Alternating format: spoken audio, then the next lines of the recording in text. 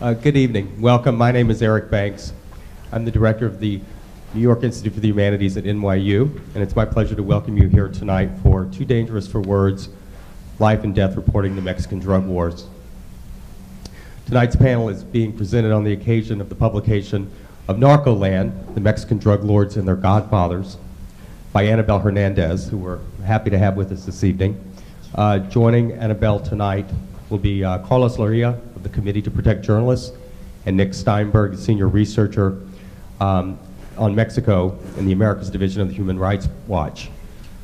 I want to thank you all for coming this evening and say a special thank you to our co-organizer, the Arthur L. Carter Journalism Institute, which has provided us with the venue this evening, and Verso Books, which is the publisher of Anabel Hernández's title.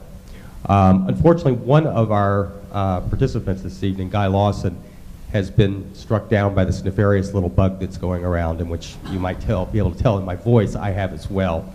And he could not rally to join us tonight, but we'll make do very well, I think, with our three panelists. I want to say a special thank you as well to the PEN American Center and the Committee to Protect Journalists, who are co-sponsors, as well as Stephanie Steicher, the Associate Director of the New York Institute for the Humanities, who became very enthusiastic on reading Anabel Hernández's book, and is really the major mover and shaker behind tonight's panel. In Mexico, the estimated number of deaths resulting from drug violence over the past 6 years is 70,000, and an exceedingly large number of those deaths exceedingly large number of people who have fallen prey to that violence include editors and journalists. According to the Committee to Protect Journalists, Mexico ranks number 7 on something that they call the Impunity Index rating, which is an international per capita measure of unsolved journalist murders among the population, which makes it a slightly more dangerous place to be a journalist than Pakistan, and only marginally safer for journalists than Afghanistan. It's actually, I think, the second most dangerous place for journalists in the Americas, behind only Colombia. It should be pointed out that an ancillary result of the violence and threats against journalists is the rise of self-censorship in media outlets, with newspapers openly avowing that they will henceforth avoid covering any news regarding the drug cartels and political corruption around the cartels. So this violence has a circular effect. It further undermines the foundations of the free press in Mexico, and it has the effect of silencing those editors and journalists who would probe more deeply. I think we'll talk about this and many other issues this evening. While I bring up the theme of silence, this is a good time to remind you that if you have a cell phone on you, if you could check it and set it to silent, that would be very much appreciated. We also hope that you will join us after the event this evening. We'll have a small reception with some wine, and you can hopefully talk to the panelists. And we also have copies of the book on sale over here at this table. So now it's my pleasure to introduce Carlos Loria, who will introduce our panelists and lead the discussion. Thank you for joining us.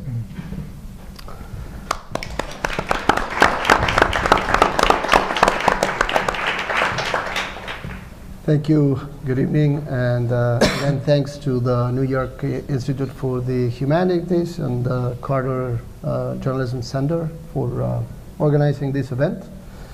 It's a pleasure to be here with such distinguished panelists.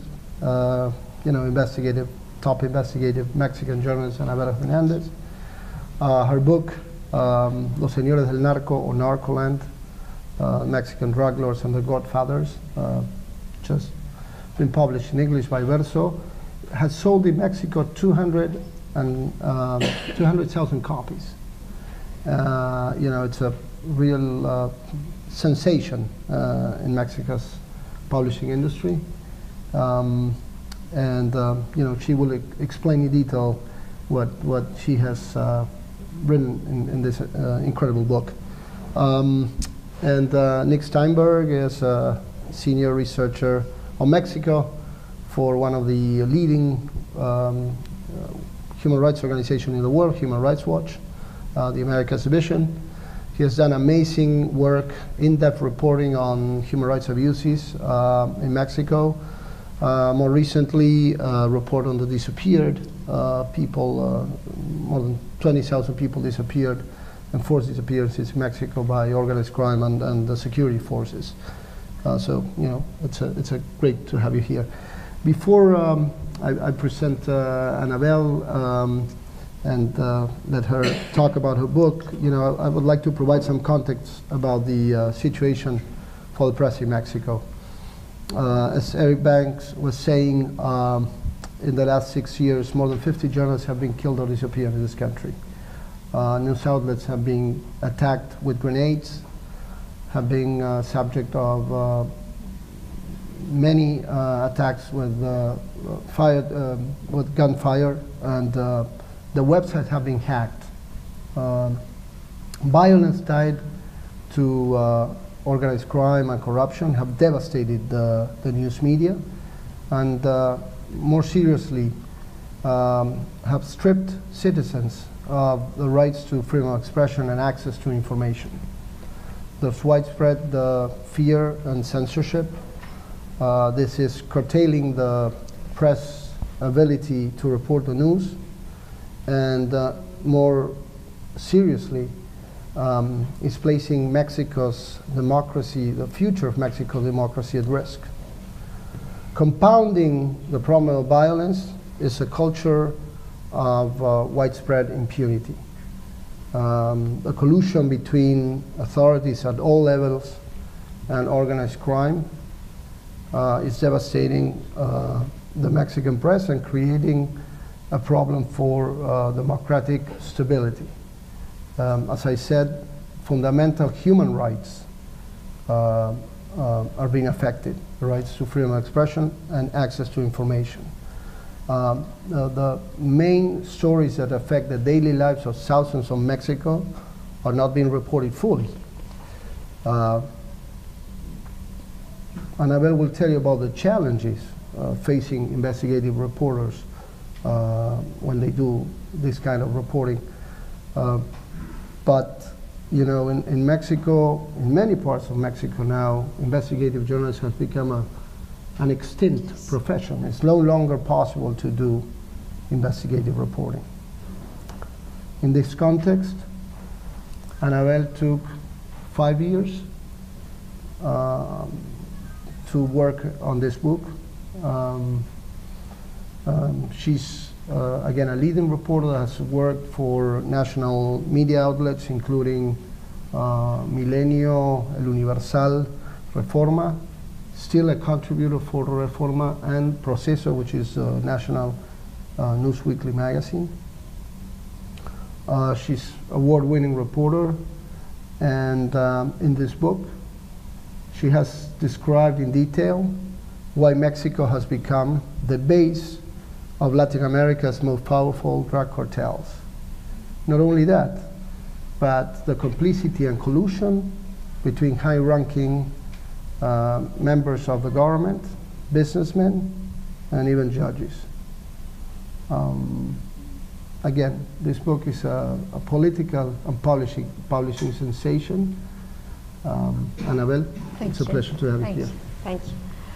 I really appreciate the invitation to be here, and I really appreciate that you are here, because for me it's very important that my book was published in English, translated in English, because I think that the crisis that we are living now in Mexico is not just the problem of the Mexicans.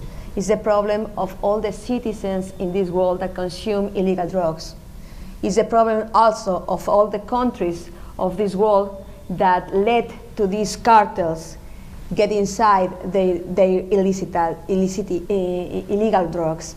So I hope at the end of this chat, maybe we will, you will learn that these drug cartels are not just dangerous for the Mexican, are also dangerous for you, because you never talk about it. Even the government never said who is the head of the drug cartel in USA. They exist. They are here. They are distributing the drugs. They are laundering the dirty money. And they are also a danger for the democracy of this country. So I will start telling you that the reason of why I make this investigation is because on December of 2000, I learned that the corruption hurts. My father was kidnapped and murdered by one gang that works in the Mexico City. In that years, between 1998 and 2000, many businessmen, as my father, were kidnapped and some of them murdered for these gangs. When I went with my family to claim for justice to the police said that if we want justice, if you want justice, you have to pay. If you want that we investigate who did it, you have to give us money. Of course, we decide not give money to the police because you can buy the justice. So until now, I don't know who killed my father, and I have to live with that. I have to live with that, and it's very hard each day. So since then, I decided to start to investigate the corruption in Mexico. I started to be a journalist on 1993, but that moment, in that moment, all my point of view about journalism, about the government changed. So I really start to investigate the corruption in Mexico. First, I just start to investigate the common corruption. I mean like the abuse of power, the bad use of public money, the excess of the presidential family, that kind of things.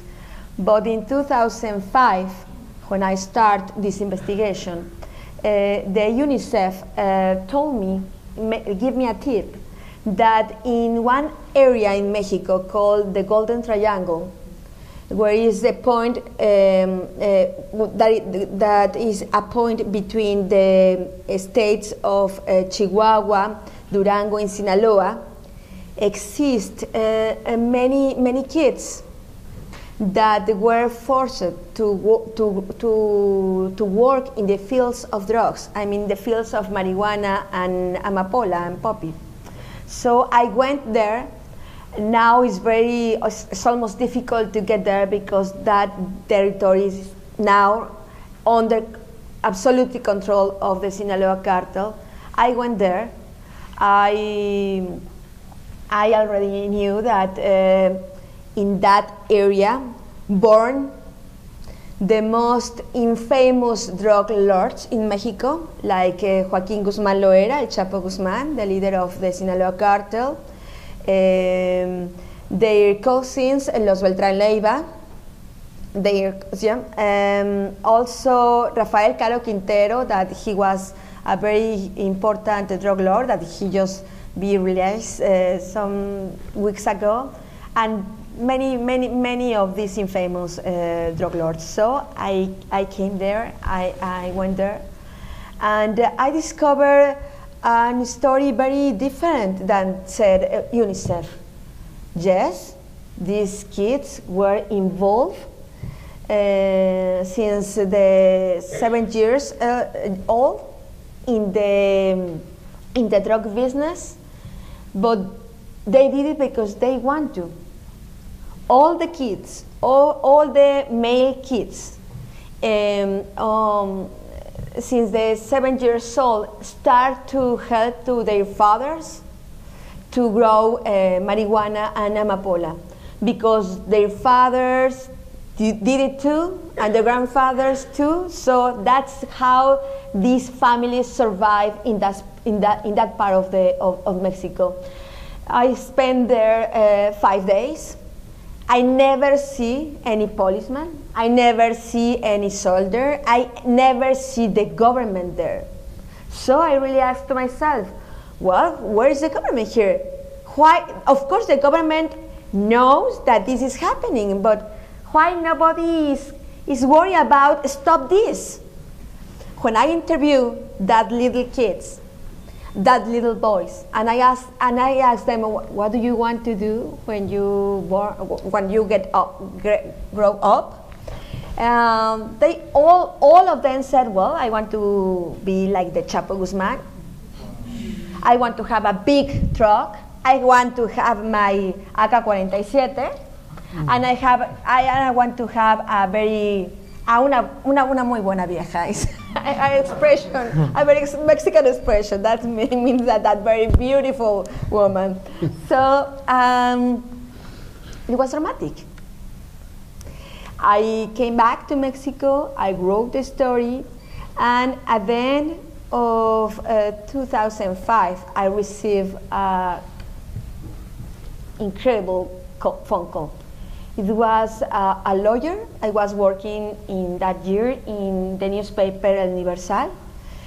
He was the lawyer of the deputy director of Puente Grande, that is the jail where El Chapo Guzman escaped. So the deputy director was in jail because he was accused to help to El Chapo Guzman get out the jail. So I talked with him, and he told me another very different story than the official story. He said that the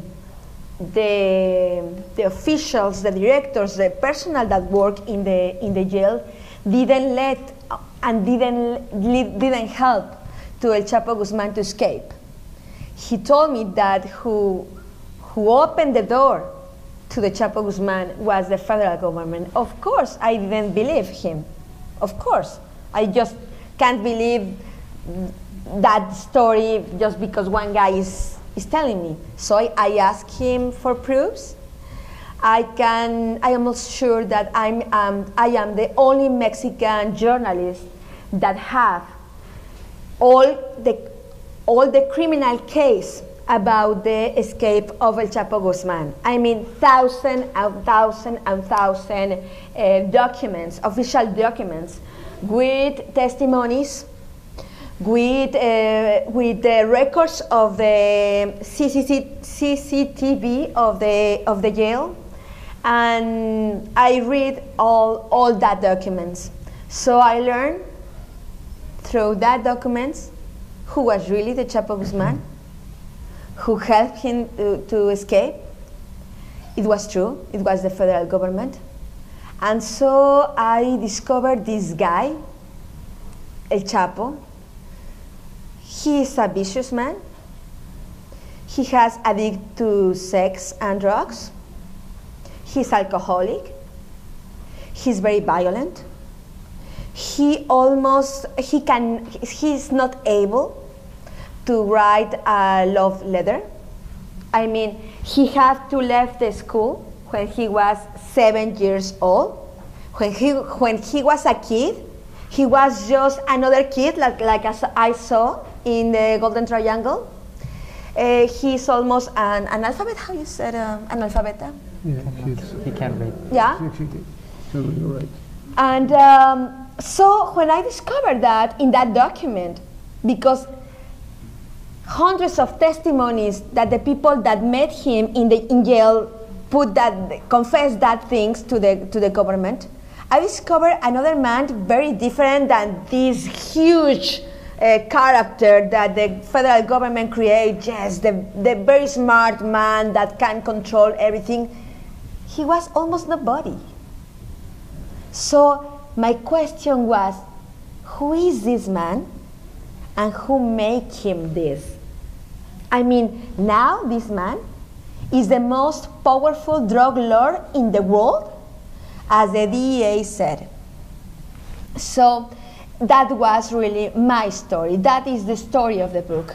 What I found through 5 years of investigation is that this man exists because the federal government wants.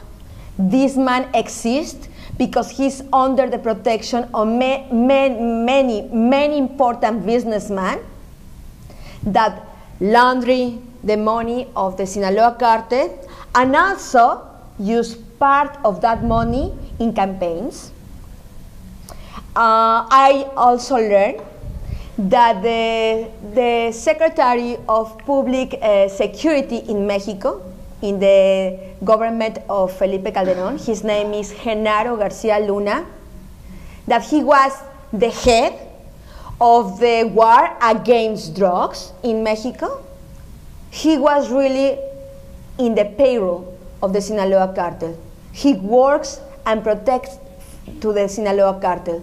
I was able to document that the federal police not just protect to the Sinaloa cartel, also they traffic drugs and money by the most important airports in Mexico. I mean, from the airport of the Mexico City, from the airport of Cancun, from the airport of Guadalajara, Monterrey, and Tijuana. So that's why Mexico now is living this crisis, because the government is never really want to, the government of Felipe Calderón never really want to fight against the drugs. His government was protecting one cartel and fight against the cartels, enemies of the Sinaloa cartel. That's why all the violence start. When I discovered that, I really want to understand, well, why, if the cartels exist in Mexico since many years ago, why they have a peaceful relationship between them? Why suddenly they start to fight against each other? What I found, also with documents, is that the federal government, since the decade of 60s, until the last day of the government of Ernesto Zedillo, that he was the last president, became from the party of PRI. The federal government used to protect to all the cartels. In Mexico exist different cartels. Each cartel controls one area in Mexico. For example, exists the Gulf cartel that controls Tamaulipas, Veracruz, and Tabasco. Exists el cartel de Juárez, the Juárez cartel, that control the most important part of the frontier between the border between Mexico and USA, and the Tijuana cartel that control the city Tijuana, that is, of course, another very important city to traffic drugs. And that cartels didn't have to fight against each other, because each one was a piece of the cake. The government protects to all of them. Each one has their own business. What changed suddenly? When Vicente Fox became the president in Mexico, the first president from a different party than PRI, he let get out from jail to the Chapo Guzman, and his government started to protect to the Sinaloa cartel and the partners of the Sinaloa cartel, and start to use the power of the state against the cartel, the enemy cartels of the Sinaloa cartel, who really start the war against drugs was Vicente Fox, not Felipe Calderón.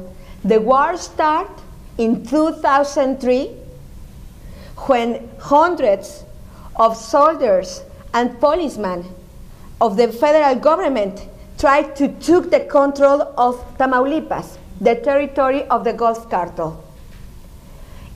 The government want to take the control of the territory, not to clean, not to liberate, to the people of the drug cartel. No, they just want to give that territory to the Sinaloa cartel.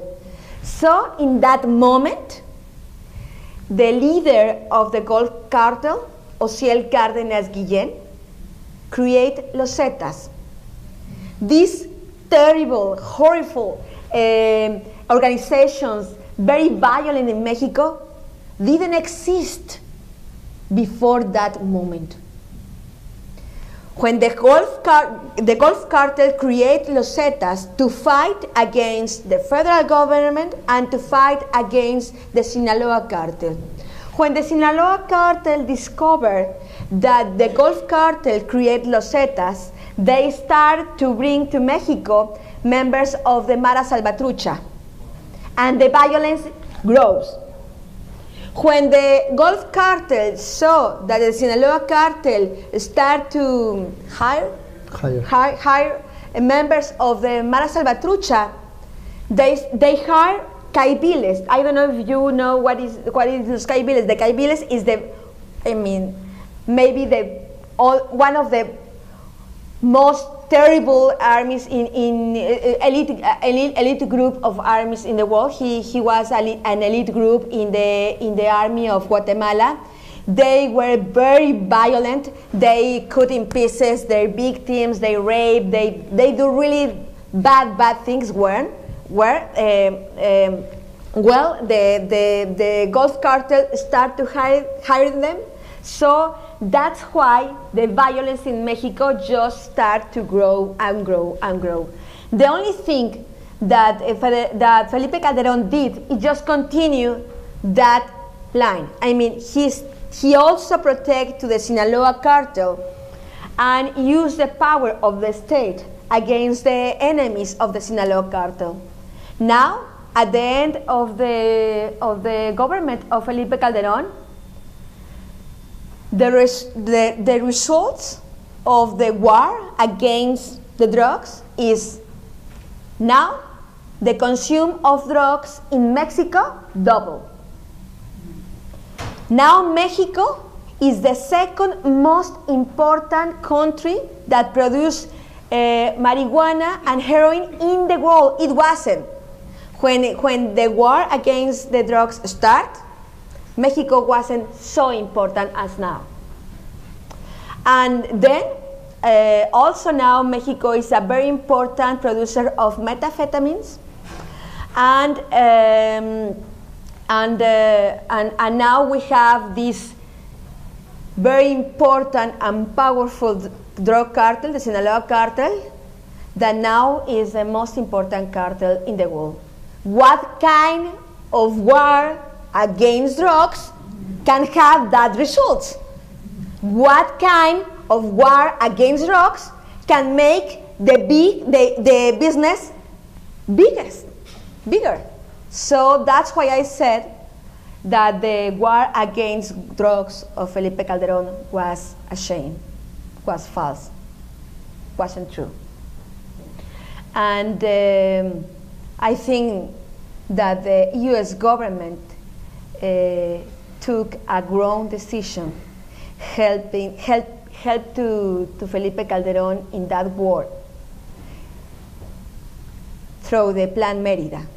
The US government put too much of your money, because it's your money, don't forget that, it's your money, to help to kill people in Mexico. So, what is happening in Mexico is also your problem. Now, these cartels, the Sinaloa cartel, the Gulf cartel, the Los Zetas, are also here. Exist documents of the Departamento de Estado? State Department that proves the presence of these cartels inside USA. And I really want to know what will happen. Why the U.S. government hasn't stopped the drug. And the drug cartels. I always think, you have every day a huge white elephant just walking and crossing the border each day. Tons of cocaine each day. And no one see the elephant.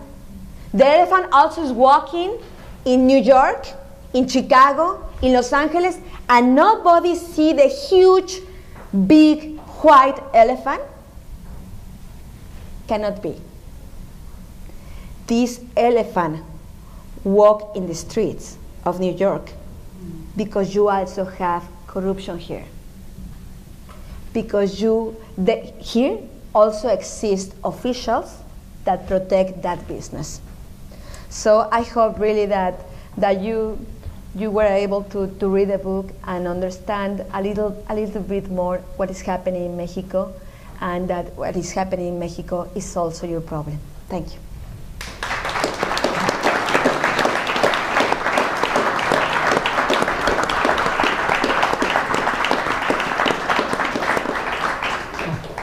Thank you, Anabel. It's important before I ask Nick to speak about human rights work in Mexico. I would like to add that since 2010, shortly after she wrote the book, Anabel received really serious death threats, and since then she has been assigned police protection 24/7. Yeah. Anyway, Nick. Okay, well that's an impossible act to follow, but I'll try and be relatively concise, and I'd like to touch a little bit on a point that I think will complement a theme that Anabel talked about, which is, in Mexico the government, especially under Calderón, but even now under Peña Nieto, likes to set up a dichotomy, and they like to talk about, los malos, which are the drug cartels on one side, y los buenos, which are the police and the army and all of the people that are charged with protecting the rights of people in Mexico. And I actually think, and I'd be curious in the discussion, that if you share this, that I think actually in many parts of Mexico, before the drug violence arrived, that people actually believe this. In fact, in Mexico, the most popular institution in the country, more popular than the Catholic Church, which, unlike here, is extremely popular in Mexico, is the army. And this may be in part because Mexico is one of the only places in Latin America where the army kind of never overthrew the government. So they don't have this bad legacy that you have in so many other countries. But in 2006, when former President Calderón was elected and took the decision, as Anabel talked about, he wasn't the first person to send the army to combat cartels, but he did it at a level that was pretty much unprecedented. He sent about 50,000 soldiers to the parts of Mexico under the premise that drug consumption was increasing and that violence was increasing, two premises that, as Anabel pointed out, were actually false. Right? Drug consumption prior to sending the army into the streets and violence prior to sending the army into the streets was not increasing. I mean, it was increasing in certain parts of the country, but not dramatically. What it increased was after the army showed up. Right? And the pattern that we saw in Mexico that started in Juarez and then migrated in a very, almost like a virus or an epidemic, to later to Monterrey, now to Jalisco, to Veracruz, is that when the army showed up, the violence peaked. When federal police were sent in the thousands to make your community safer, you actually became immediately less safe. And from the perspective of citizens, what we were able to document is that many people were highly believed very deeply that the army was coming to protect them until the army showed up at their door and took the youngest boy in the house out because he was a certain age and looked a certain way, or because someone was picked up for walking on a street, taken to a military base, and tortured to confess to a crime that they hadn't committed. Human rights abuses under Calderón, you can talk a lot about the numbers. The numbers increased about tenfold. Killings, at the beginning of the Calderón administration, maybe 2 to 3,000 people were being killed in what the government described as drug-related violence. By the end of the Calderon administration, there were 15,000 people a year that fell into that category. It's a conservative count. But I think that the most important thread that runs across all of the cases that we look at, we've spent a lot of time documenting torture cases and cases of killings and cases of disappearances, and that is that none of these cases are investigated. None of them. It doesn't matter what the profile of the victim is. It doesn't matter whether, in theory, the army is responsible or a criminal group. The response that families encounter is like the one that Anabel had the first time she went, or worse. I spent a lot of time with families who disappeared, and the common response that usually mothers get when they go to police stations, which itself requires a huge degree of bravery to walk into a police station, because oftentimes people know that local police are probably involved in what's happened to someone that they love. When they walk in, usually the most common response in Spanish they would say es que andaba en malos pasos. That he was on the wrong track. If something, the argument has been that if something bad happens to you, it's because you were doing something bad. Right? Now this was a message that you found in every local police station and prosecutor's office, but it was also a message that during the Calderon years came from the very top down, because Calderon spent his entire administration saying, he said this in the US when he came here every year for the General Assembly, he said it when he met with Obama, that 90% of the victims of drug-related violence were criminals. Which, when we did an interesting thing about halfway through the Calderon administration, which is we said, if you can tell us that 90% of the victims and the people responsible are criminals, that means you've investigated most of these cases, right? That you've arrived at a conclusion. At this point, this was about the halfway point of the Calderon administration. There were 35,000 drug-related homicides at this point. We asked the Calderon administration through their equivalent of FOIA requests. Many times, we kept putting in more and more requests. We said, tell us how many investigations you've opened into these 35,000 homicides at the federal level. They managed to kind of refuse and reject the requests for many, many months, and finally we got one that stuck. And these are the numbers that we got back. At a time when 35,000 people had been killed in drug-related violence, the government had opened 997 investigations. And of those 997 investigations, they had charged people in about 300 cases, and they had sentenced people in 21 cases. Right?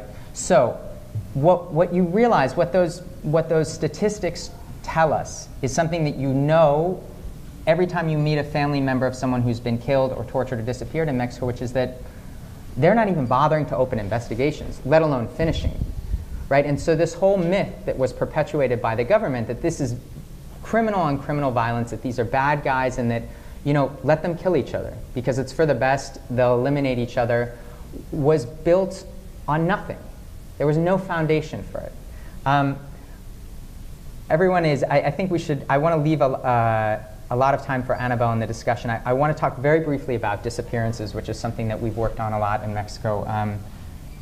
I think that prior to what began to happen recently in Mexico, I think a lot of people thought of disappearances as a thing of the past in Latin America, as something that had happened during the dirty wars, and that thankfully we hadn't seen anything on the scale of this. When we started to look into disappearances in 2007 and 2008, the first families were starting to come forward, and the response of the government at that time was, if your son went missing, he probably went away with his girlfriend, or he probably just broke off contact with you because you had a problem in your relationship. These were cases where the mother would say, no, actually I saw my son, he was picked up by a police officer, here's the number of the unit that picked him up. But for years, the government wouldn't acknowledge that any of these cases were happening. And then eventually they got to a place where they said, there are a few isolated cases here and there. In February of this year, we had spent several years working on documenting cases of disappearances in Mexico. We released a report in February after the new government came to power, the Peña Nieto government. And there had been lists that had leaked that suggested that many people had been disappearing, but the government had been denying it. The day that we released this report coming out of this meeting, the government acknowledged that a list that had been circulating that they had denied was real, that had 26,122 names on it, was real. In other words, 26,000 plus people had disappeared in the previous 6 years in Mexico, and the government had no idea what had happened to them. This is something that is at a scale that we haven't seen since the Dirty Wars in Latin America. In Argentina, correct me if I'm wrong, approximately 10,000 is the number, the dirty 10 to 14,000 is the dirty war figure. Yeah, a little more, in fact. Under Pinochet, you know, not these numbers, if they are real, and these cases aren't being investigated, so we can't say, you know, it would constitute certainly one of, if not the most serious crisis in disappearance in Latin America in decades. Now, what's changed with the new government? A lot in the way they talk about the problem. You know, Calderon spent 6 years saying that human rights abuses weren't happening, and the Peña Nieto government came out and fully acknowledged that terrible things had happened, but they'd happened in the past. You know, that chapter was closed, that Mexico was now booming economically, and that they were going to turn a page and this was a new Mexico. I was in Chihuahua last month. There are new cases of disappearances. There are new cases of torture. There are new cases of executions. There are whole towns where dozens of men of a certain age are being disappeared, and nobody will come forward to denounce it because they know that authorities are involved and they're too afraid that they're going to be taken. We met with an association of mothers on this visit. One of the mothers told us that the association stopped meeting when the most prominent of the mothers, the most kind of vocal, who had really gone and knocked on the door of the police station every day to demand an investigation into her son's disappearance, had herself been disappeared. And then they disbanded. I want to close by giving you a sense of what these cases are like and tell you about one case that we documented in our last report. It's a case of a group of family members from León, which is in Guanajuato in the middle of Mexico, who went every year on a hunting trip to Zacatecas. Now Zacatecas, as Anabel can tell you, is basically as bad as things get in Mexico now, I think, with Tamaulipas and a couple other states in terms of the levels of violence and the lack of a presence of any government officials, any order at all. They were returning from this hunting trip, and they were stopped by police in a small town in Zacatecas. The police took them to a police station. There were 10 family members. One of them was 15. Otherwise, they were all grown men. And started to torture them. Because what they believed was if these guys had rifles in the back of the car, that they were from a rival group that was showing up to set up shop. And from the police station, they called the Zetas. And they said, we have these guys. We're pretty sure they're from another group. Do you want them? And the Zeta said, you know, first find out if they're from another banda, if they're from another group. So they tortured them, and basically they realized the truth, which is these guys were on a hunting trip. But the Zeta said, you know what, bring them to us anyway. So they took these guys in a couple cars to a gas station, and we have the surveillance camera footage from the gas station. The police showed up at the gas station. The Zetas showed up at the gas station. They took these guys out of the car. They gave them to the Zetas. Now, two of the people in the group of 10 managed to escape. One who was 15, the Zetas let him go because he was a kid. And the other, when they were executing the other men one by one, ran away and managed to escape in the desert. And we've spoken to them. And there is no question in this case, first, that the police were involved, that the lines between the good guys, the police, and the Zetas are non-existent. They're part of the same group. The police report to the Zetas. And I think what's very telling in this case is that even though the surveillance camera footage came out, even though we know the police units that were involved in this crime, the police were charged, but they were never sentenced. So you have these cases, these paradigmatic cases where you do all the work, like the work that Anabel did, and you can say, no, what happened here was this. You know, this army unit showed up on this day, and they took this person. Here are photographs of the army unit. here are the names of the people who are working that night. You can give every single piece of evidence to the government, and nothing happens. And I think the only thing that you can conclude from that is that this is not, the problem is not that these are exceedingly complicated cases to get to the bottom of. The problem is that they don't want to hold responsible the people who are held accountable. And you can only end up at Anabel's conclusion, which is that, you know, this benefits certain people.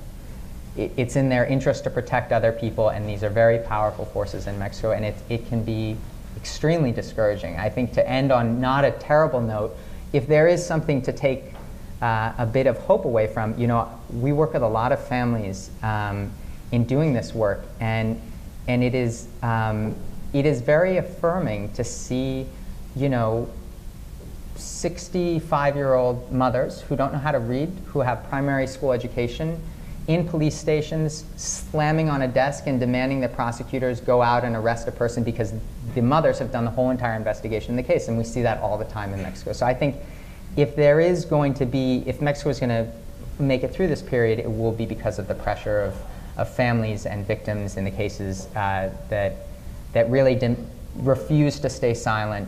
They're exceptional. They're people like Anabel who are assuming the risk of speaking out. But I think that's a national service at this point. So thank you. Thank you.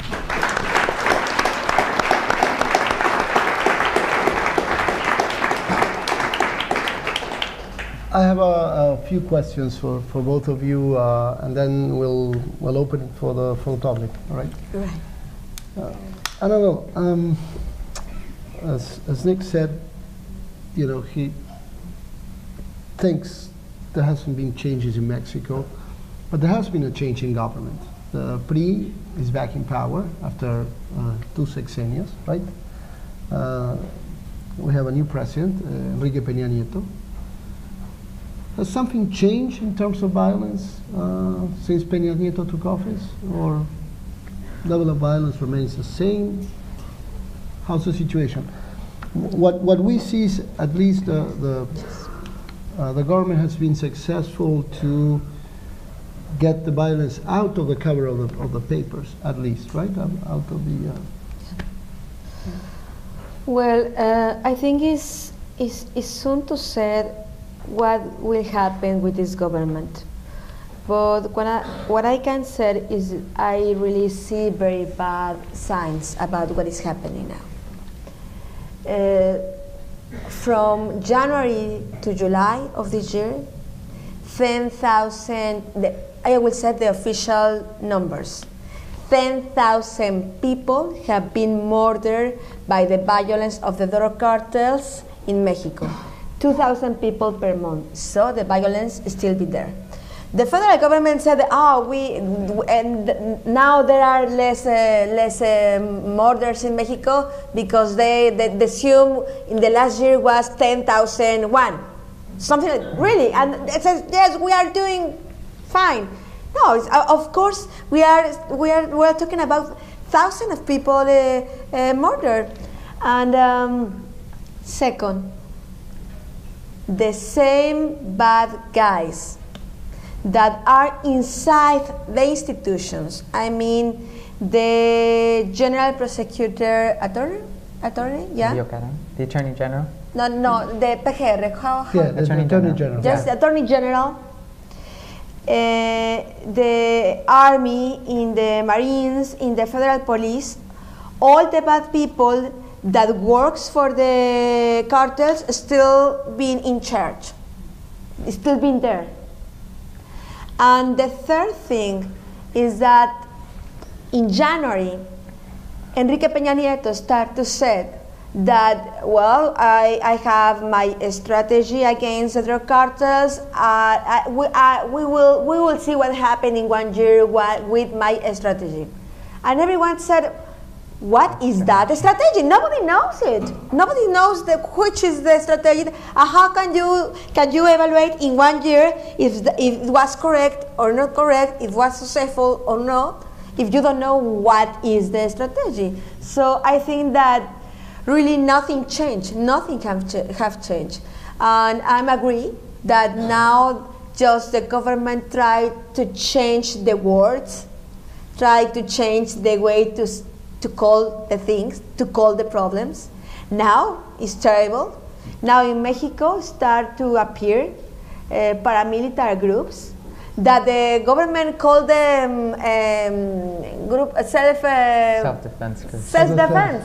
But many of that groups are under control of the drug cartels, and the government let them exist. I know, you know, it's difficult to be an investigative journalist in Mexico today. What are the main challenges you face while conducting your research or investigation? What would you say were the main challenges? Well, sources, you know, were open to talk to you, or? It has been very, very, very difficult.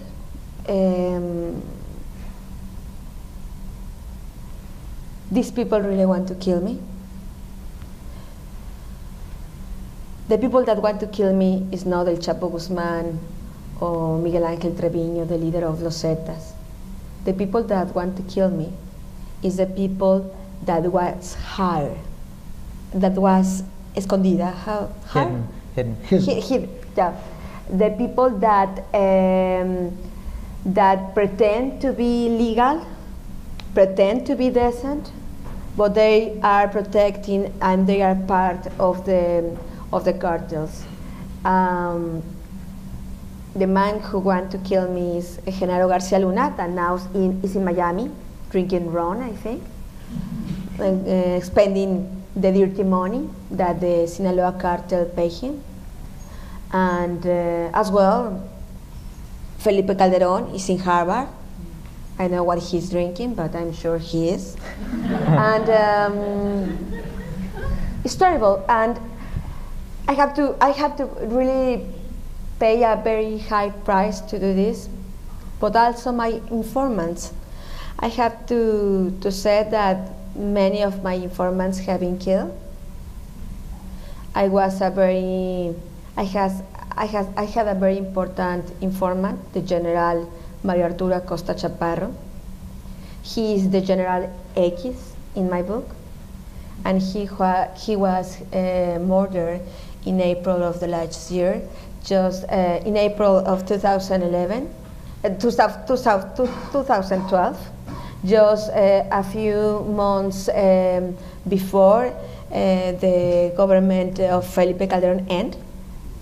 Other of my sources were put in jail by the government of Felipe Calderon, and many others disappears. Now be a journalist with all this record is horrible, but because of course many people neither want to talk me, don't want to talk me. I have lost many friends. I have to be segregated. I lost my life. I put in very serious danger the life of my mother and my sisters, and I have to live with that. And I have to live with that because I really believe in good journalism. I think that good journalism can change the story. We have many examples in the world that can happen. I really think that if I do well my job, I can build a better country for my kids. And because I really learned that corruption hurts, and it hurts all the time. Anna, I'd like your opinion on, you're one of the top investigative reporters in the country. You work in Mexico City. You have police custody 24/7, right? What are the implications of this situation for journalists that work in Tamaulipas, Veracruz? How can they do their work? How can they look into crime, corruption, human rights abuses, in areas that are completely under the control of the organized crime groups? It's very sad to answer that they can't. They can't do their jobs. Now we have in Mexico many parts of the country with silence. Nobody want to publish the stories. Nobody want to publish what is happening. The media, most of the media, local or national media, press, radio, television, is on the control of the government, the local government or the federal government, because they depend of the money of the government by advertising. Mm-hmm. And if they publish something uncomfortable for the government cut the money. And when one journalist, because I really know many journalists that really want to make their jobs, but they can't. Because when they went to his newspaper and put the story over the desk of the editor said, no, I will not publish this, no. And if the journalist start to be threatened, the media hire the journalist, and the journalist has to run away to some other place. They are coming to the Mexico City, but in the Mexico City, no one wants to protect them. The federal government don't want to protect to the journalist. The National Commission of Human Rights is not able to do it neither. And what we are trying to do now is to start to protect to each other. Many of these journalists came with their families without food, shelter, or job. So one organization called Periodistas de a Pie, Reporteros Sin Fronteras, and other organizations start to organize conference, to ask for the people money to take care about our partners. So it's very hard. I think that it's sad to say that as a journalist, you can't really know who's worse, the cartels or the government, because many times they are just the same. Nick, before we open it to the public, I'd like to have your opinion. You know, Human Rights Watch report on disappearances found that there's widespread involvement of military and security forces, but the victims have not been found, and very few people have been brought to justice. Right? What are the consequences of this culture of pervasive impunity for Mexicans? I think for the families that are affected by this, it's a before and after moment for families, right? I mean, it's very common that you hear, often it's the parents that are looking for their children. And one of the things pretty much across the board parents will tell you is that I can't pay attention and focus on my other children until I find my child that's missing, right? So it's inside the families, it's devastating, right? And it's made worse, oftentimes people ask us, this is such a big problem, what could the government do to fix it? I'll give you one very simple example of something that would make lives of families much easier, families that have disappeared. In Mexico, basic social services, healthcare and education, especially for the poor, are tied to having a job. Oftentimes, the people who are taken are the heads of household, they're young men, they have families. And as if it's not bad enough that your husband has been disappeared, that nobody's looking for him, that people are saying he's a criminal when he was a working class guy, you then go to take your son or your daughter to childcare and they say your husband's not reporting to work, you have no childcare. Or you go for health benefits and you're turned away. This is something that can be fixed so easily. This is a bureaucratic fix. The government has known about this. The last government knew about it. We presented it to Peña Nieto's cabinet in February. They said they were going to fix it. They still haven't. So that's on a small level. But I think, there's something that they talk about, a term that they use in Mexico a lot, which is tejido social, the social fabric of communities.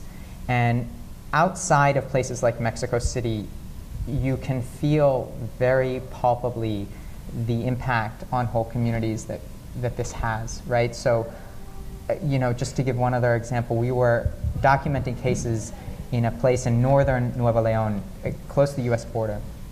And we had gone to meet one family who we knew this family had come to report a disappearance. And, their son was a taxi driver. The Navy showed up in the middle of the night. They took him out. He was never seen again.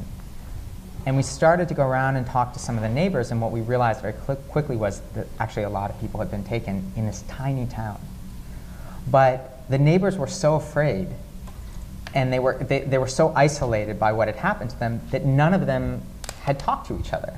Like, none of them realized that the guy 3 doors down, the son of people that were their friends, had been taken because everyone was so terrified. So when you multiply that times an entire country of communities where these little incidents happen, and the response is what Anabel's described. I mean, rather than coming together, this actually isolates people, and people are shamed, and they're made to feel like the same thing the government said. If something bad happened to your son, it's probably because he was involved in something bad and he probably deserved it. Until it happens to them, it's devastating. And it's going to take, I think, not years, but I mean a generation to fix. And the way to fix it is not what's happening now. It's not to pretend that, that as this government has, that yes, we understand terrible things happen. This is a new Mexico and we're dealing with it, and we have a handsome president, and he's charming, and he's very charismatic, and he's selling a Mexico to the world that is different. And that's how we want to be known. You don't get to move on until you deal with these crimes, and that's what they're trying to do. Thanks so much. Well, I'd like to open it to the public. Please, if you have a question, raise your hand, identify yourself. And also, if you could wait for the microphone, because we are recording all of this, and if you could keep your comments and questions relatively brief so we can accommodate a lot of people.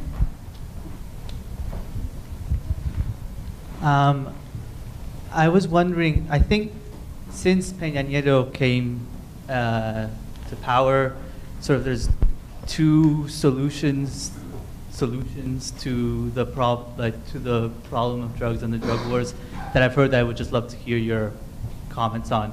One is what he suggested vaguely when he first came to power, to take money, to stop investing money in military solutions and to invest money in social services instead, as a way of trying to solve the problems of some of these more violent communities.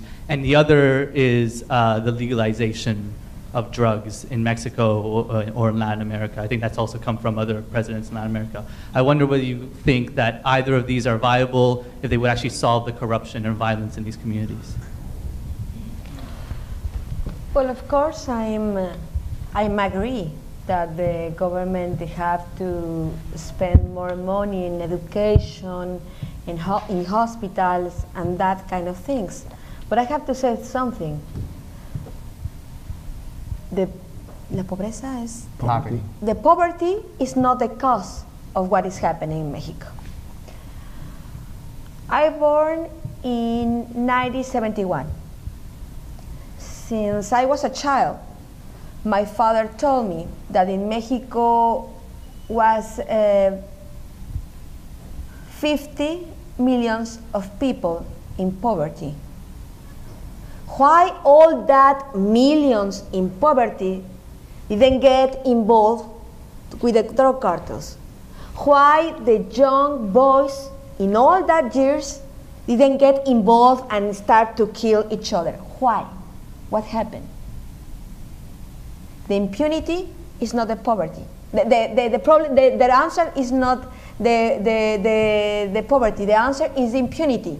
Now, one of these young guys, young boys, that doesn't have any opportunity to go to school, to get a job, as always, now they know that if they get involved with one drug cartel, they will never get in jail. Never get in jail. It's more easy that the enemy of the other cartel kill him than he get in jail. So the impunity is the corruption, and impunity is like a sisters, are the big problem in Mexico.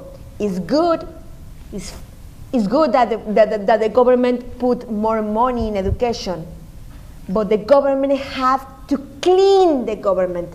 The government have to show that impunity doesn't exist anymore. The government can say, oh, well, now this is a new Mexico, let's go. No, they have to resolve all that mess first. Because without justice, any country can exist. The impunity have to end. That is really the biggest problem. And I think really, I'm not an expert about legalization of drugs. I have to confess that I'm very conservative about that, because I really think, I have 2 kids, I really think that drugs are bad. And I think that the legalization of the drugs is not the answer now. I think that every country in the world really have to start fight against the cartels and the drug. I really believe that in any part of the world exists a true war against the drug cartels, because if the government really want to fight against the drug cartel, first, they have to take the money. They have to put in jail all the businessmen and the directors of the banks, not just ask for a multa, how you say? Fine. Put them in jail because they are laundering the money of these cartels. Put in jail all the senators, congressmen, governors that are involved. Start a very huge campaign against the consume of drugs, because everything is about a business. Everything is about the market. If the market is still growing, the drug cartels, of course, will grow. So stop the market. I really, in all that 6 years of the government of Vicente Fox, almost didn't exist any campaign against the consume of drugs. That's why the market grew. So I really think that the world is not yet prepared to think about the legalizations. And also, when some states here, Colorado and which is the other one? Washington.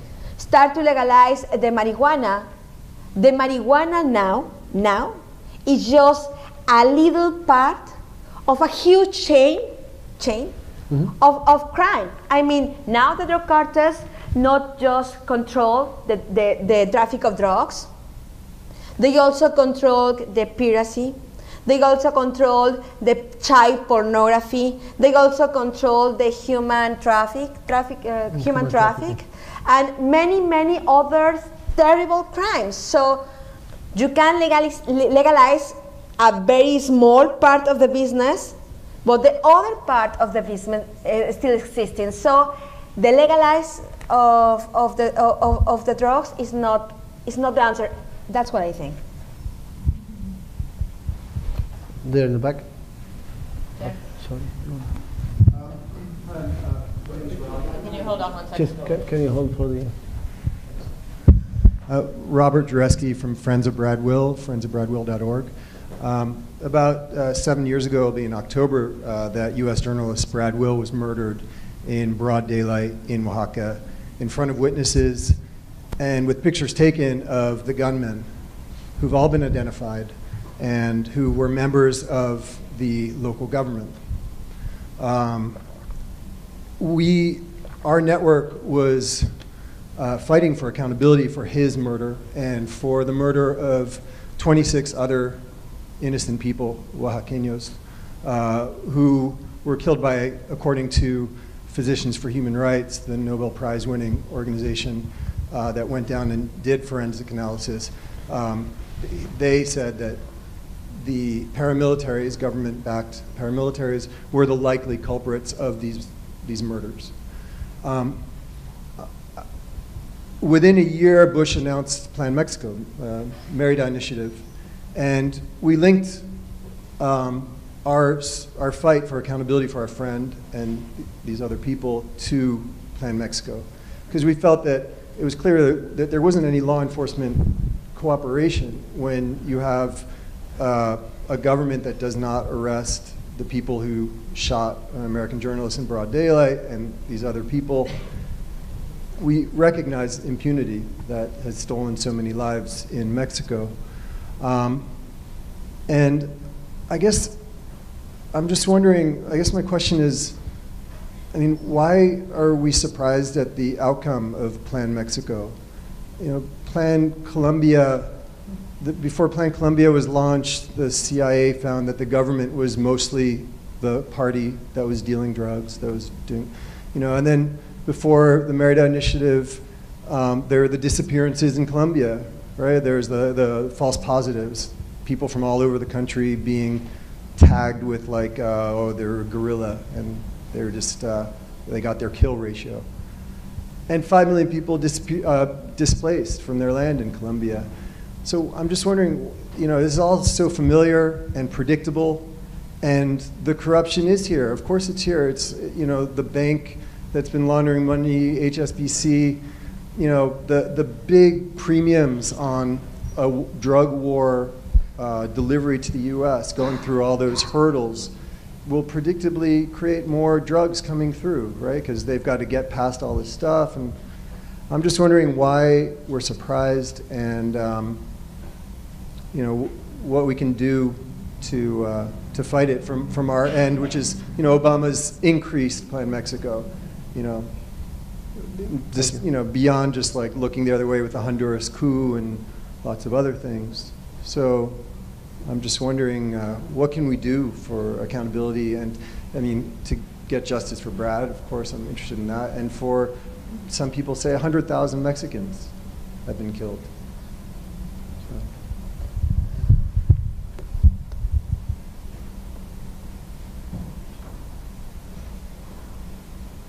I really believe that Americans can do much things. When one people consume illegal drugs here, I always hear it's my body, it's my life, it's my problem. No, it's not just only your body. It's not only your life. It's the life of hundreds of thousands of people that is dying in Mexico for that.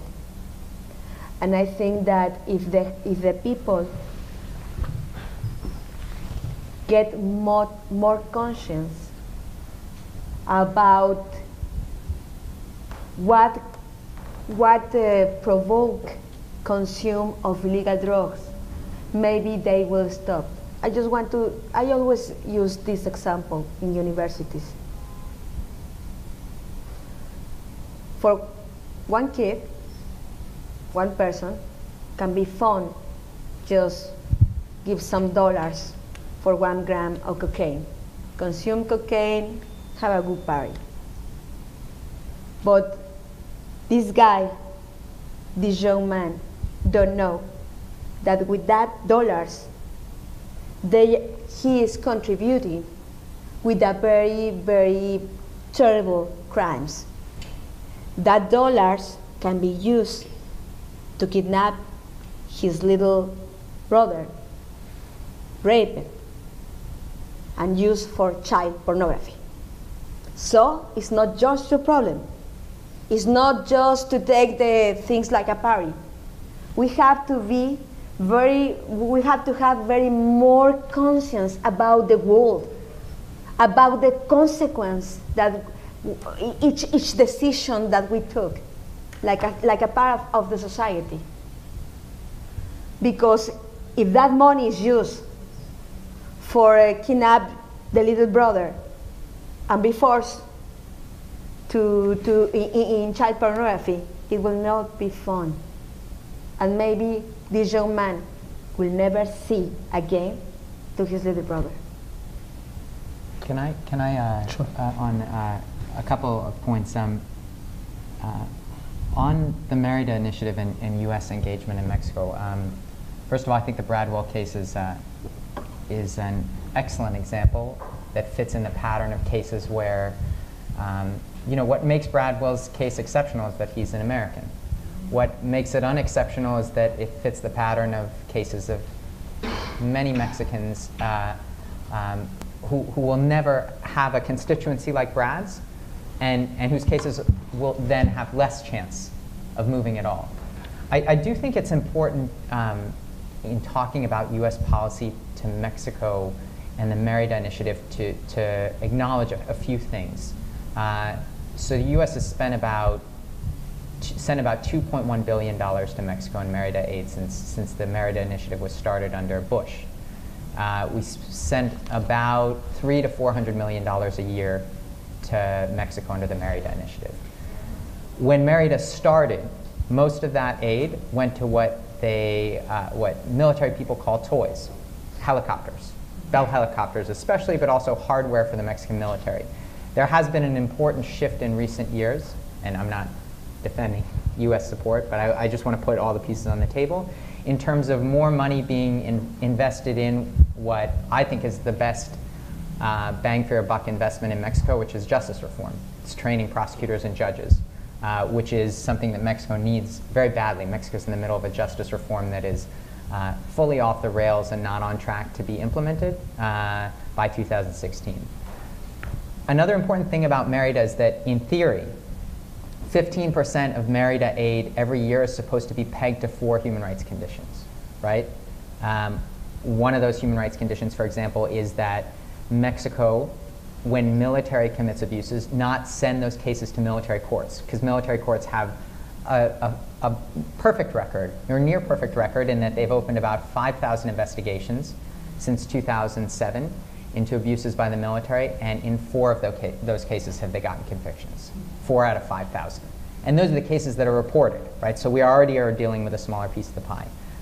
To what can Americans do, and where can pressure be exerted? To me, there's a very obvious place, which is that every single year, the State Department under US law is required to report to Congress whether Mexico is meeting those 4 conditions or not. Every year, the US sends a report that says that Mexico is kind of getting close to trying really hard at meeting the conditions. The reality is they're nowhere close to meeting them. So an obvious point of advocacy, I think, for people that are US constituents is to call Congress people, and especially people on the Appropriations Committee, and say, stop sending this 15% of money.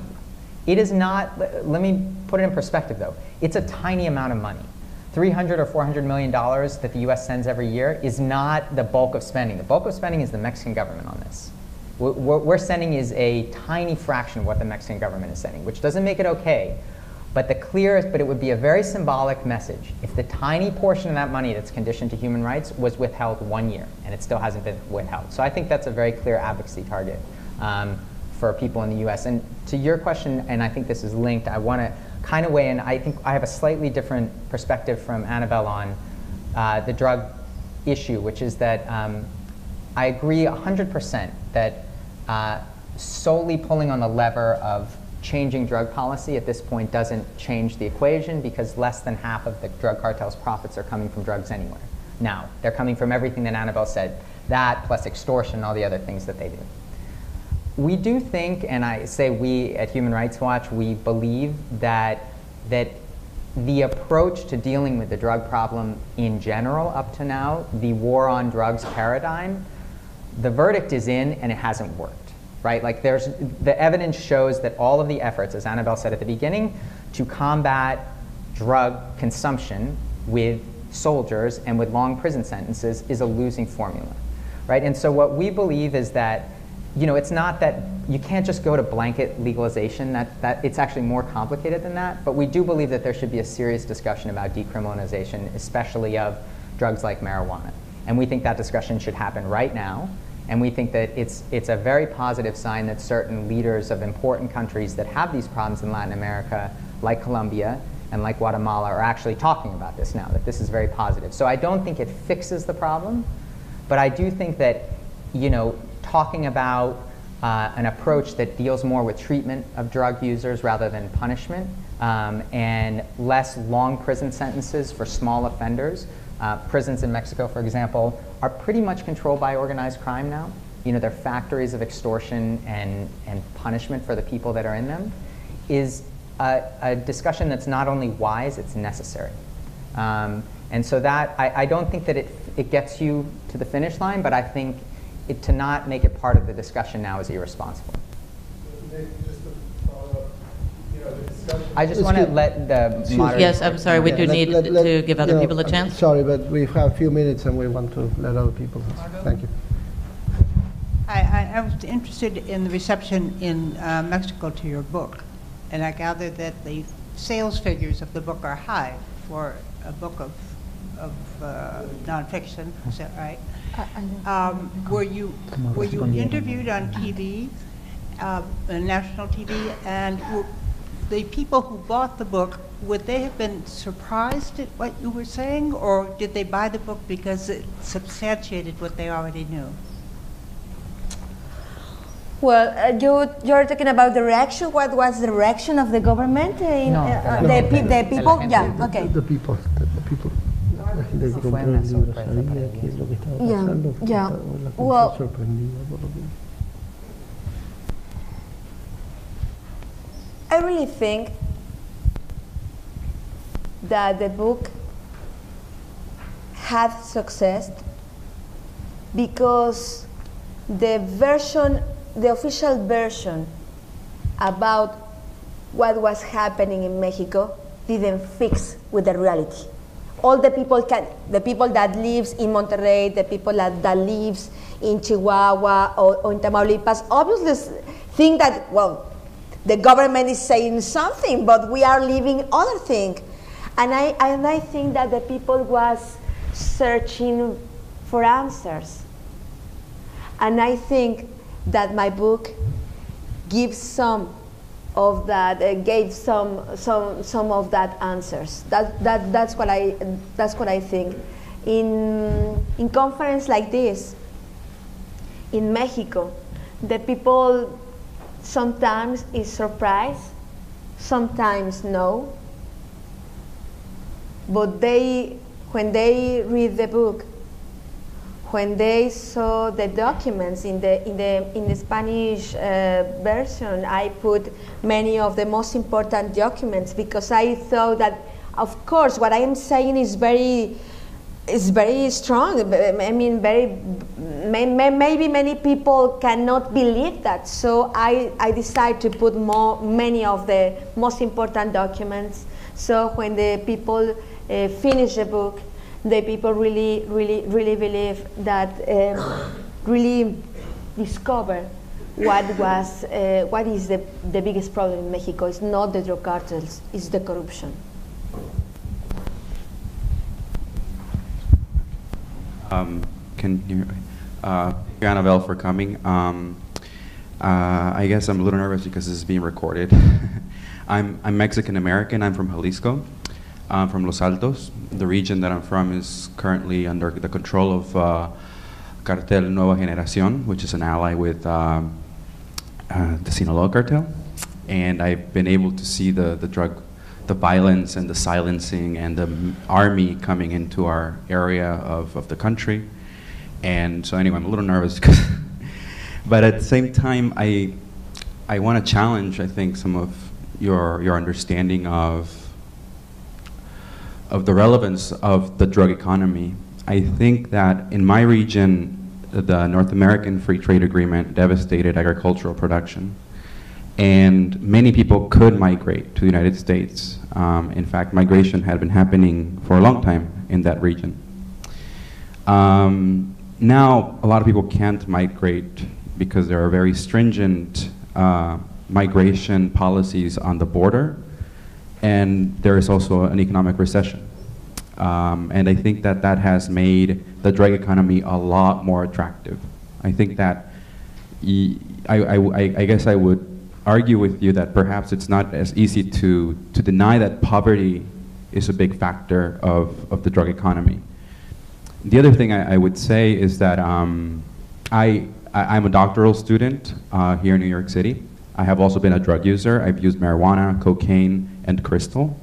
And so I think that your idea of who is a drug user and who consumes drugs, I think should be a little more nuanced, because in the United States we have this history of leaders like Nancy Reagan telling us that drugs are bad and they just don't do it, But the reality is that the consumption of drugs is a lot more complicated. And here in the United States, it has a very racial connotation. And I think that advocates of people like me and like you perhaps who are against the drug cartels and the impunity in Mexico have a common cause with people here in New York who are trying to stop and frisk, or NYPD criminalizations of drugs like marijuana. Anyway, I guess I really would like to challenge you that I think legalization here in New York City, in the United States, can play a very important role, and that we have common cause with people of color, people fighting criminalization and the prison system. Well, I think really that you put the best example in this night. While Nancy Reagan was telling the people, don't consume drugs, in that same moment, his husband, Ronald Reagan, opened the door to the cartel de Medellin. In the decades, yes, so you are not talking a serious campaign against the drug consumed. That was a shame too. She can't just telling to the young people, don't consume drugs, and his husband at the same time opened the door to the cartel de Medellin, to Miguel Ángel Félix Gallardo, to Rafael Caro Quintero. It doesn't have any sense. I mean, in the history of our lives, we have many lies. I really think that the world didn't try really an important campaign against the drugs. And I really think that because consume of drugs led many money to many people. I don't know, is one of the issues in my book. When Ronald Reagan was the president of USA, and in Nicaragua appeared a government of a communist government, he sent to the CIA to negotiate with Pablo Escobar Gaviria and tell them, well, we open the door, bring your drugs, we let you airplanes, because the cartel also use airplanes of the US government, paid by the US government, and with the condition to use part of that money to support to the Contra Nicaragüense, the group against the communist government. So I really think that the world haven't tried really a very huge campaign against consumed drugs. I mean, when the presidents, Vicente Fox now, Gaviria, many others said, let's legalize drugs, I always said, why all these guys didn't propose that when they were presidents? Vicente Fox has all the power, was the president. Why he didn't say, well, guys, let's legalize drugs? Why all these presidents said that when they are not in the presidency?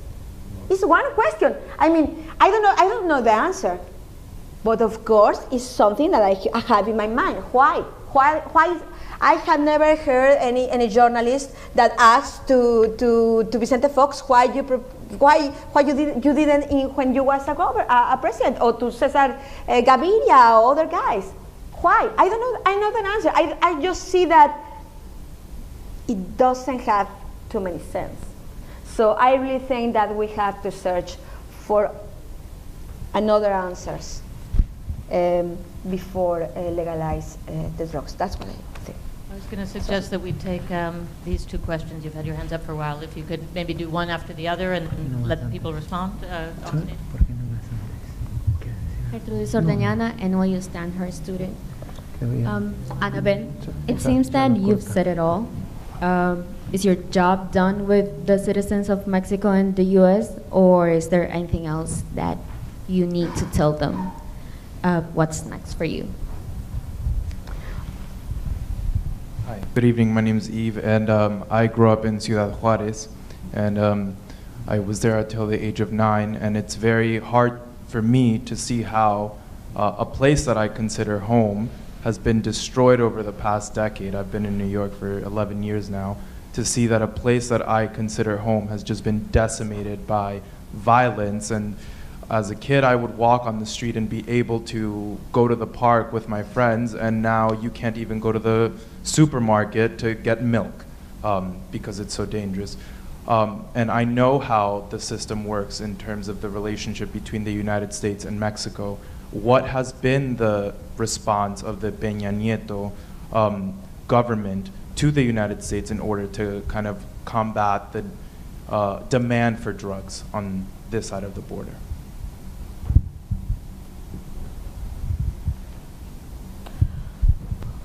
Well, what's next? That was her question.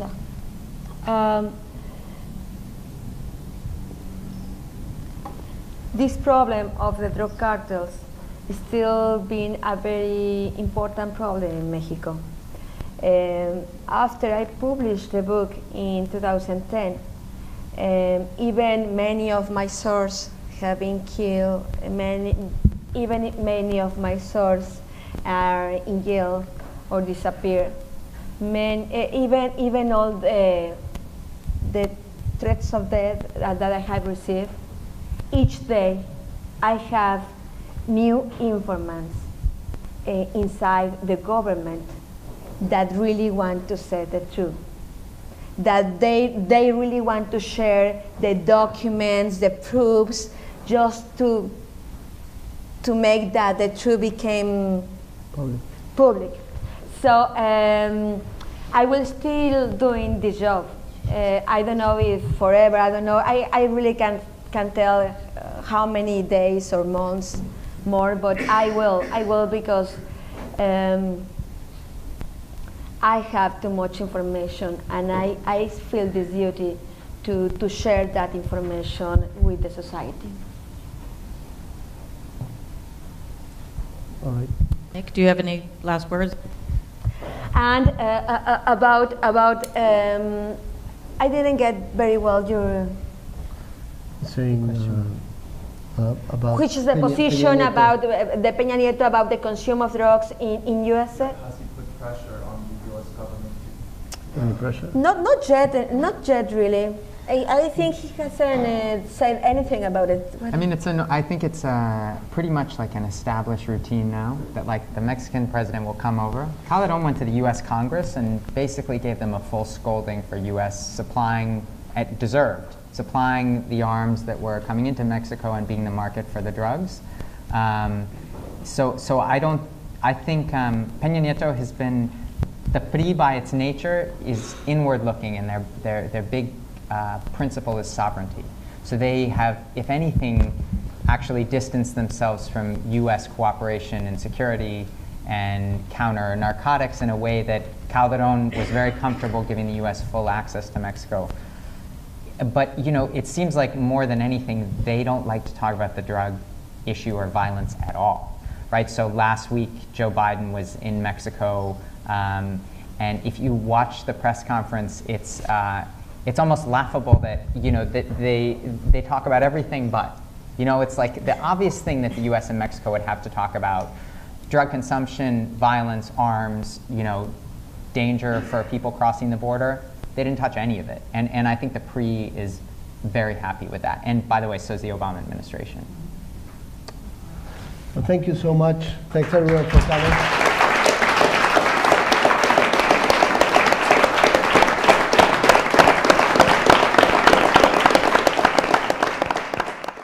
born the most infamous drug lords in Mexico, like Joaquín Guzmán Loera, El Chapo Guzmán, the leader of the Sinaloa cartel, their cousins, Los Beltrán Leiva, also Rafael Caro Quintero, that he was a very important drug lord that he just be released some weeks ago, and many of these infamous drug lords. So I came there, I went there, and I discovered a story very different than said UNICEF. Yes, these kids were involved since the 7 years old in the drug business, but they did it because they want to. All the kids, all the male kids, since the 7 years old, start to help to their fathers to grow marijuana and amapola, because their fathers did it too, and the grandfathers too. So that's how these families survive in that part of Mexico. I spent there 5 days.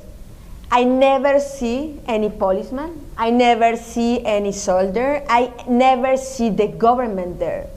So I really asked to myself, well, where is the government here? Why? Of course, the government knows that this is happening, but why nobody is worried about stop this? When I interview that little kids, that little boys, and I asked them, what do you want to do when you grow up? They all of them said, well, I want to be like the Chapo Guzmán. I want to have a big truck. I want to have my AK-47, and I want to have a very una muy buena vieja is an expression, a very Mexican expression. That means that very beautiful woman. So it was dramatic.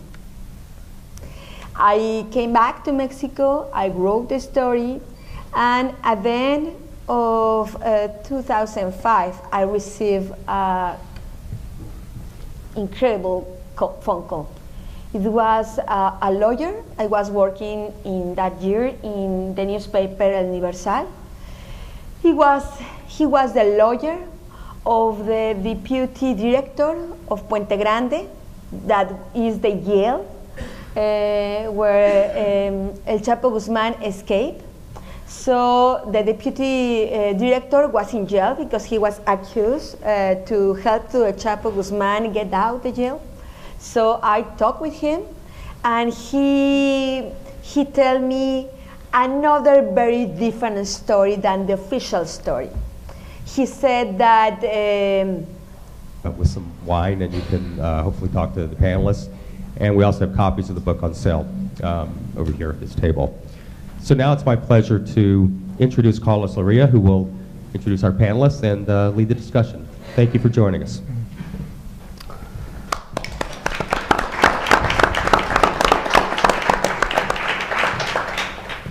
Thank you. Good evening, and again, thanks to the New York Institute for the Humanities and the Carter Journalism Center for organizing this event. It's a pleasure to be here with such distinguished panelists. Top investigative Mexican journalist Anabel Hernández. Her book, Los Señores del Narco, or Narcoland, Mexican Drug Lords and the Godfathers, just been published in English by Verso, has sold in Mexico 200,000 copies. It's a real sensation in Mexico's publishing industry. She will explain in detail what she has written in this incredible book. Nick Steinberg is a senior researcher on Mexico for one of the leading human rights organizations in the world, Human Rights Watch, the Americas Division. He has done amazing work, in-depth reporting on human rights abuses in Mexico. More recently, a report on the disappeared people, more than 20,000 people disappeared, and forced disappearances in Mexico by organized crime and the security forces. So, you know, it's a great to have you here. Before I present Anabel and let her talk about her book, you know, I would like to provide some context about the situation for the press in Mexico. As Eric Banks was saying, in the last 6 years, more than 50 journalists have been killed or disappeared in this country. News outlets have been attacked with grenades, have been subject of many attacks with with gunfire, and the websites have been hacked. Violence tied to organized crime and corruption have devastated the news media, and more seriously, have stripped citizens of the rights to freedom of expression and access to information. There's widespread fear and censorship. This is curtailing the press ability to report the news, and more seriously, is placing Mexico's democracy, the future of Mexico's democracy, at risk. Compounding the problem of violence is a culture of widespread impunity. A collusion between authorities at all levels and organized crime. Distributing the drugs. They are laundering the dirty money. And they are also a danger for the democracy of this country.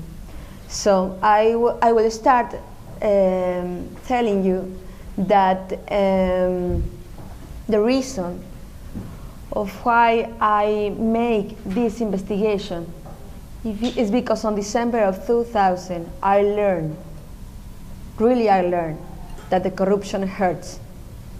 My father was kidnapped and murdered by one gang that works in the Mexico City. In that years, between 1998 and 2000, many businessmen, as my father, were kidnapped, and some of them murdered for these gangs. When I went with my family to claim for justice to the police said that if we want justice, if you want justice, you have to pay. If you want that we investigate who did it, you have to give us money. Of course, we decide not give money to the police because, you know, you can't buy the justice. So until now, I don't know who killed my father, and I have to live with that. I have to live with that. And it's very hard each day. So since then, I decided to start to investigate the corruption in Mexico. I started to be a journalist on 1993, but that moment, in that moment, all my point of view about journalism, about the government changed. So I really start to investigate the corruption in Mexico. First, I just start to investigate the common corruption. I mean like the abuse of power, the bad use of public money, the excess of the presidential family, that kind of things. But in 2005, when I start this investigation, the UNICEF told me, give me a tip, that in one area in Mexico called the Golden Triangle, where is the point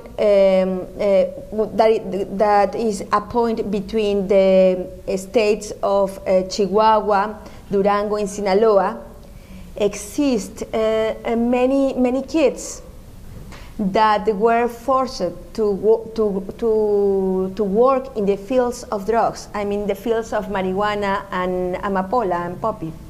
So I went there Now it's almost difficult to get there because that territory is now under absolute control of the Sinaloa cartel. I went there. I already knew that in that area. It's devastating the Mexican press and creating a problem for democratic stability. As I said, fundamental human rights are being affected, the rights to freedom of expression and access to information. The main stories that affect the daily lives of thousands of Mexico are not being reported fully. Anabel will tell you about the challenges facing investigative reporters when they do this kind of reporting. But you know, in Mexico, in many parts of Mexico now, investigative journalism has become an extinct profession. It's no longer possible to do investigative reporting. In this context, Anabel took 5 years to work on this book. She's again a leading reporter that has worked for national media outlets including Milenio, El Universal, Reforma, still a contributor for Reforma, and Proceso, which is a national news weekly magazine. She's award-winning reporter, and in this book she has described in detail why Mexico has become the base of Latin America's most powerful drug cartels. Not only that, but the complicity and collusion between high-ranking members of the government, businessmen, and even judges.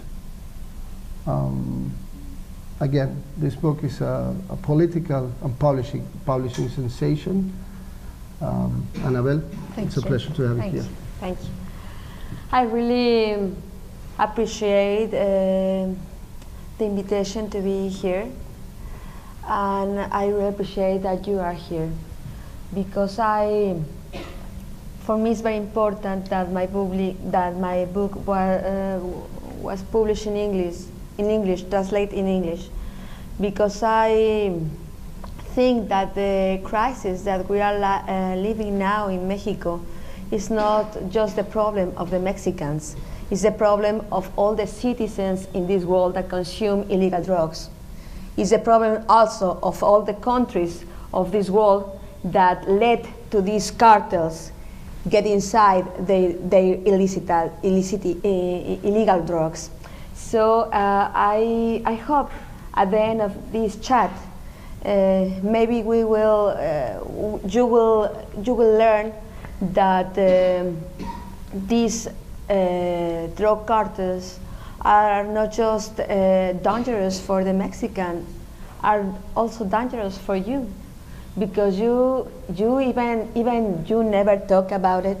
Even the government never said who is the head of the drug cartel in USA. They exist. They are here. They are distributing.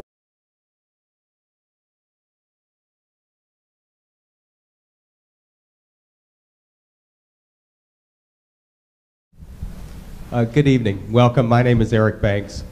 I'm the director of the New York Institute for the Humanities at NYU, and it's my pleasure to welcome you here tonight for Too Dangerous for Words, Life and Death Reporting the Mexican Drug Wars. Tonight's panel is being presented on the occasion of the publication of Narcoland, the Mexican Drug Lords and Their Godfathers, by Anabel Hernández, who we're happy to have with us this evening. Joining Anabel tonight will be Carlos Loria of the Committee to Protect Journalists, and Nick Steinberg, senior researcher on Mexico in the Americas Division of the Human Rights Watch. I want to thank you all for coming this evening and say a special thank you to our co-organizer, the Arthur L. Carter Journalism Institute, which has provided us with the venue this evening, and Verso Books, which is the publisher of Anabel Hernández's title. Unfortunately, one of our participants this evening, Guy Lawson, has been struck down by this nefarious little bug that's going around, in which you might be able to tell in my voice I have as well. and he could not rally to join us tonight, but we'll make do very well, I think, with our three panelists. I want to say a special thank you as well to the PEN American Center and the Committee to Protect Journalists, who are co-sponsors, as well as Stephanie Steicher, the Associate Director of the New York Institute for the Humanities, who became very enthusiastic on reading Anabel Hernández's book, and is really the major mover and shaker behind tonight's panel. In Mexico, the estimated number of deaths resulting from drug violence over the past 6 years is 70,000, and an exceedingly large number of those deaths exceedingly large number of people who have fallen prey to that violence include editors and journalists. According to the Committee to Protect Journalists, Mexico ranks number 7 on something that they call the Impunity Index rating, which is an international per capita measure of unsolved journalist murders among the population, which makes it a slightly more dangerous place to be a journalist than Pakistan, and only marginally safer for journalists than Afghanistan. It's actually, I think, the second most dangerous place for journalists in the Americas, behind only Colombia.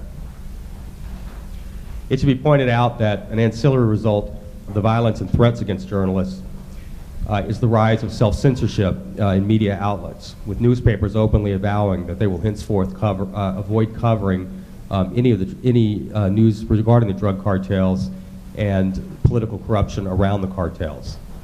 So this violence has a circular effect.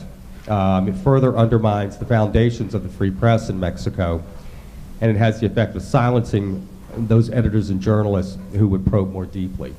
I think we'll talk about this and many other issues this evening. While I bring up the theme of silence, this is a good time to remind you that if you have a cell phone on you, if you could check it and set it to silent, that would be very much appreciated. We also hope that you will join us after the event this evening. We'll have a small reception with